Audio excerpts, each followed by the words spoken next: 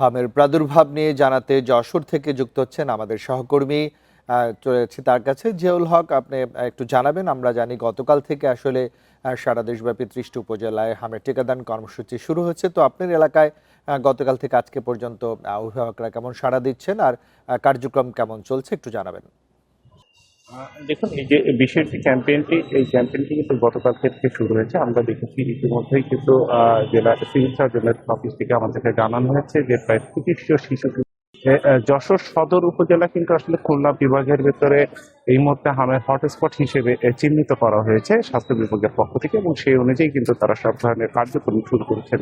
গতকালকে আমরা দেখেছিলাম যশোর পৌরসভা এবং সদর উপজেলা একটি ইউনিয়নকে টার্গেট করে এই টিকাদান কর্মসূচি শুরু করা হয়েছিল, এবং আজকে থেকে কিন্তু অন্যান্য যে উপজেলার যে বাকি ইউনিয়নগুলো আছে সেই ইউনিয়নগুলোতে যে ইপিআই কার্যক্রম যেখানে পরিচালিত হয় সেই সমস্ত কেন্দ্রগুলোতে কিন্তু আজকে থেকে টিকাদান কর্মসূচিটি সম্প্রসারণ করা হবে। এবং ইতিমধ্যে প্রচারণার ক্ষেত্রেও কিন্তু আমরা লক্ষ্য করেছি যে স্বাস্থ্য বিভাগের পক্ষ থেকে বা তথ্য অফিসের পক্ষ থেকে তারা কিন্তু বাড়িতে বাড়িতে গিয়ে কিন্তু তারা কথা বলছেন যে শিশুদেরকে যাতে হামের টিকা দেওয়া হয় তারা উদ্বুদ্ধকরণ করছেন। আমরা এমনটি কিন্তু আসলে জানতে পেরেছি। এবং মোটামুটি আসলে যে প্রাদুর্ভাবটি ছড়িয়েছে যশোরে ইতিমধ্যেই ২৫ জন শনাক্ত করা হয়েছে গতকালকে পর্যন্ত। আজকের রিপোর্টটি তারা দুপুর নাগাদ দিবে, তখন আরো বোঝা যাবে যে পরিস্থিতি কি। তবে আমি যশোর সদর হাসপাতালে এসেছি, সেখানে কিন্তু আমি দেখেছি যে গতকালকে যে তথ্যটি আমাদের দেওয়া হয়েছিল তার থেকে কিন্তু আরো ১৩ জন অতিরিক্ত হামের রোগী তারা কিন্তু শনাক্ত হয়েছেন এবং যশোর সদর হাসপাতালে ভর্তি করা হয়েছে। তো যশোর সদর হাসপাতালে কিন্তু এই মুহূর্তে প্রায় ২৩ জন রোগী কিন্তু হাম আক্রান্ত, তারা চিকিৎসা সেবা নিচ্ছেন এবং তাদের জন্য কিন্তু আলাদা একটি ইউনিট করা হয়েছে। তো এই পরিস্থিতি কিন্তু আমরা দেখেছি যে অন্য উপজেলাতে, যেমন গতকালকে কিন্তু চৌগাছা উপজেলাতে আরো ২ জন হামের রোগী শনাক্ত করা হয়েছে। অন্যান্য উপজেলাগুলো থেকেও কিন্তু উপসর্গ নিয়ে উপজেলা স্বাস্থ্য কমপ্লেক্স যেখানে আছে সেখানে কিন্তু বেশ কিছু রোগী আসছেন।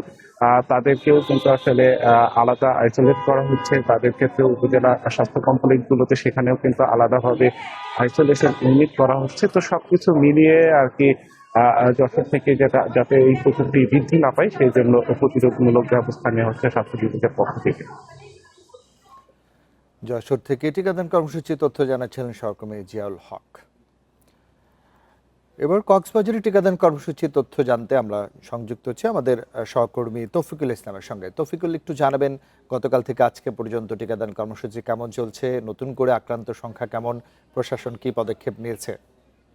হ্যাঁ, কক্সবাজারে আসলে যে রামু উপজেলা এবং মহেশখালী উপজেলা, এই দুই উপজেলায় ১,২০,০০০ শিশুকে টিকার আওতায় আনা হবে। এবং আপনি জানেন এখানে কক্সবাজারের সংক্রমণ অনেকটা বেশি।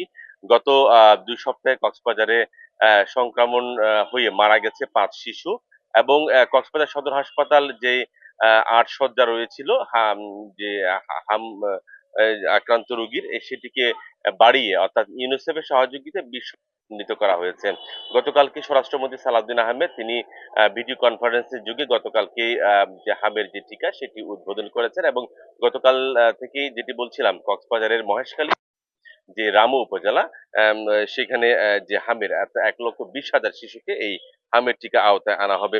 এবং পাশাপাশি এটি বলে রাখি, কক্সবাজারের যেই মহেশখালী ৫টি ইউনিয়ন এবং পৌরসভা এবং রামুর ৪টি ইউনিয়ন, এই কার্যক্রম চলছে। প্রথম দিনে মহেশখালীতে ৪,২৩৩ জন এবং রামুতে ২,০০০ শিশুকে টিকার লক্ষ্যমাত্রা নির্ধারণ করা হয়েছে এবং পর্যায়ক্রমে সেই কার্যক্রমটি ধারাবাহিকভাবে চলছে। এবং কক্সবাজারের যে অর্থাৎ এই সদর হাসপাতালে আমি এখানকার যে তত্ত্বাবধায়ক আছেন তার সাথে আমি কথা বলেছি। যে হামাক্রান্ত শিশুর এখানে আনা আনা হচ্ছে এবং যে কক্সবাজার সদর হাসপাতালে যেটি বলছিলাম, ২০ শয্যা উন্নীত করা হয়েছে এবং এখানে তাদের চিকিৎসা সেবা দেওয়া হচ্ছে। তো সার্বিক বিষয় হচ্ছে এখন পর্যন্ত কক্সবাজার সদর হাসপাতাল সহ কক্সবাজার বিভিন্ন হাসপাতালে আম প্রায় শতাধিক রোগী চিকিৎসা নিচ্ছেন বলে আমরা জানতে পেরেছি। কক্সবাজার থেকে টিকাদান কর্মসূচির সবশেষ তথ্য জানাচ্ছিলেন সহকর্মী তৌফিকুল ইসলাম।